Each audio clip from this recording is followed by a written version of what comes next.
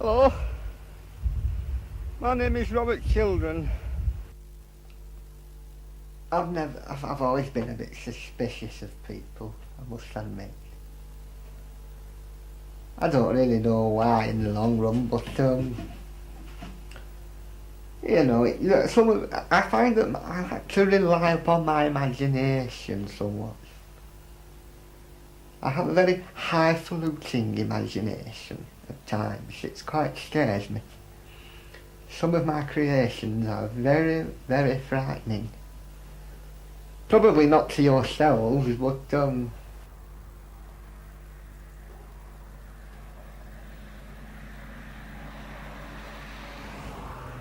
like coming out for the odd drink now and then. I wish Peter was here. He'd like it. He'd like this, would Peter? He's that sort of lad. But no, I like the country. I always have done. I've always gone on walks and things, you know, rambles. I like animals too, better than people sometimes. But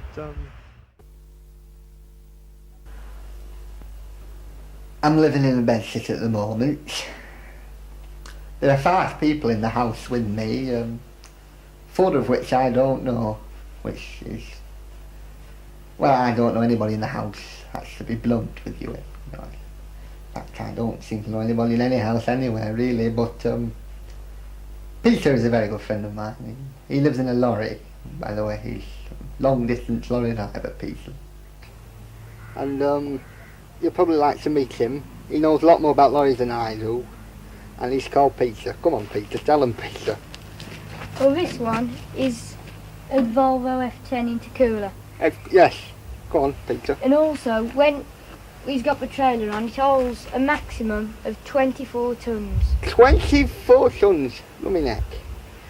Once, when my dad went with him, he Yes. had 20 tonne on. He went all the way up to Ayr in Scotland, come back, and with 2 hours of him coming back, he had to go back up there with another 20 tonnes.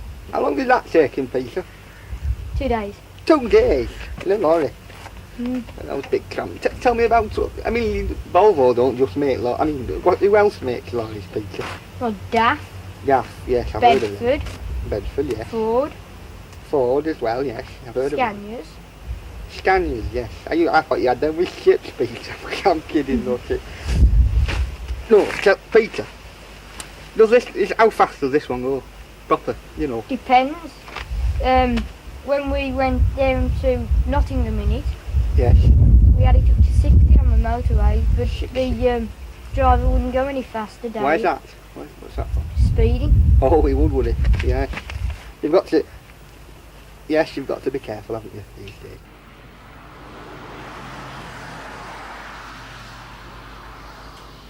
You know, it's been a tough year for me, this.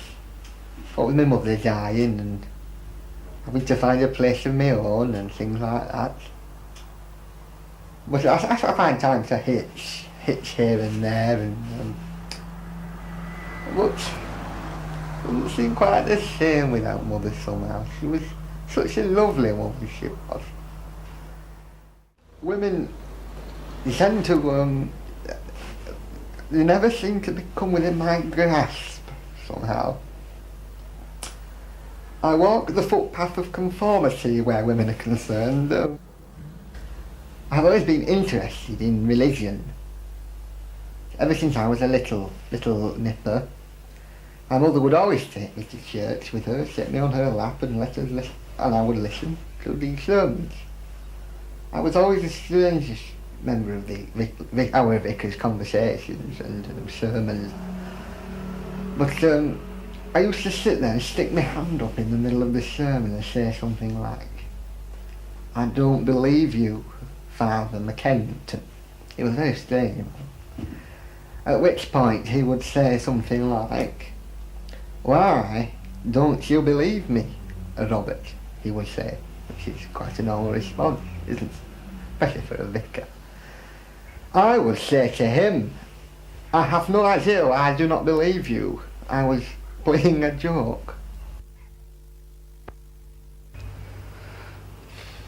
well, This is the graveyard that my mother was buried in. It's just a grave just by where the yellow dahlias are. Just down there. It's not got a headstone, but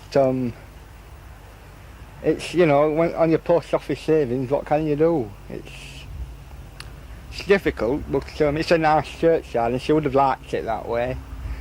And as she said, she always said, Robert, she said, when I die, she said, always put me somewhere nice. You must, she said, you must. But what I did was I did my best. And I can't get out here very often because, you know, hitchhiking is a very dodgy business these days. But I manage whenever I can, when I've got a spare moment, which is quite often really. But life goes on, doesn't it? It's pasture's new, pasture's news. In the last scene, what was wrong was Robert said he come over here when he'd got a free moment. And hitchhiking was a very clever, dodgy thing these days. But then, in the next sentence, he said that he come over here when he'd got a free moment, and that was very often. All right, Peter, come on, lad, that's enough. You've gone your bit. Honestly, that's Peter. He's a real wit when he gets going. He really is. He's very funny. I really like. That one. Which one's that? That one just flying across there. What's he doing? I don't know. Good grief. Looks like he's looking for more food. It does, doesn't it, really? Yeah. Still. Oh, there he is. Just coming up under this tree here. Oh, I see him. I see him. He's gonna do something. He's got something, has he? It looks like it. Oh. Still got to eat, haven't we? All got to eat. Mm. You know, it's them that what has. Mm. My mother used to say, she said, there's them what has, Yeah. and there's them what hasn't. Yeah. Like them, you see. It's like nature's, you see. Mm. Survival of the fittest, she said. Survival of the fittest. Survival of the fittest. I think that was my mother. Oh. No, it wasn't. It was David Bellamy. So, Oh. I'm sorry about that. I was getting mixed up. I should tell you a few things now about this lecture, a few technical things that you probably won't know about. Like this is the cross piece here. Goes down to the floor there to a secondary cross piece, which is attached in turn to a third cross piece. This is a vertical cross piece, and this is the horizontal cross piece. These are then in turn attached to some secondary pinions at the back. These in turn are slotted into various slots on the fourth set of cross pieces, the diagonals at the side here. These the whole frame itself is a very basic and very important, potentially brilliant design. It really is. And I've studied deck chairs a very lot, and actually this is industrial strength cotton. You don't get this nowadays, it's usually nylon. Industrial strength cotton, they say. I mean, you can put an elephant on that. It's probably break it, but you can put one on at the rest.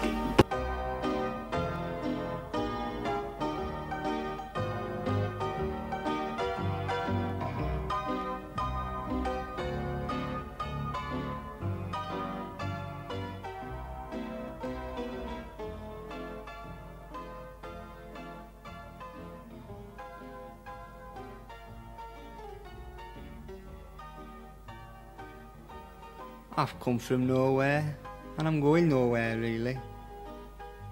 I suppose my life's just one long series of unimportant incidents.